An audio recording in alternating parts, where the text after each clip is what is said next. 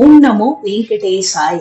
ஸ்ரீ வைஷ்ணவ தத்துவத்தின்படி ஸ்ரீராமர் சர்வ வல்லமை படைத்த ஸ்ரீமன் நாராயணனாக போற்றப்படுகிறார். லக்ஷ்மணன் ஸ்ரீ ஆதிசேஷனின் அவதாரமாக போற்றப்படுகிறார். பரதனும் சத்ருக்னனும் ஸ்ரீமன் நாராயணனின் சங்கு மற்றும் சக்கரம் என்று போற்றப்படுகின்றார்கள். ஆண்டுதோறும் சித்ரா பௌர்ணமி அன்று அனுசரிக்கப்படும் வசந்தோத்சவத்தின் போது திருமலையிலே ஸ்ரீராமர், சீதை தேவி மற்றும் லக்ஷ்மணரின் விக்கிரகங்கள் ஸ்ரீ மலையப்ப சுவாமி மற்றும் ருக்மிணி சமேத ஸ்ரீகிருஷ்ண சுவாமியுடன் வசந்தோத்சவத்திற்கு அழைத்துச் செல்லப்படுகின்றன. அதேபோல் பால்குண மாதத்தில் நடத்தப்படும் தெப்போத்சவத்தின் போதும் ராமர், சீதை, லக்ஷ்மணன் ஆகிய விக்கிரகங்கள் தெப்பத்தில் பவனியாக அழைத்துச் செல்லப்படுகின்றது.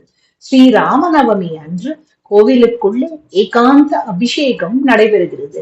ஸ்ரீராமருக்கு பட்டாபிஷேகம், அதாவது முடிசூட்டு விழா நடத்தப்பட்டு ஸ்ரீமத் ராமாயணத்தின் பட்டாபிஷேக அத்தியாயம் அர்ச்சகர்களால் வாசிக்கப்படுகிறது.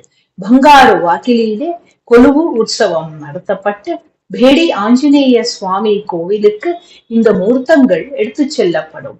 ராமர் அணிந்த மாலை ஆஞ்சநேயருக்கு பகுமான ஆகாரமாக வழங்கப்படுகிறது.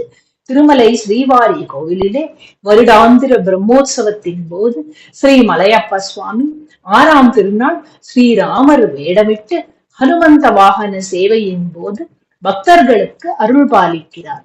மேலும் ரதசப்தமி நாளில் ஹனுமந்த வாகன சேவையும் நடைபெறுகிறது.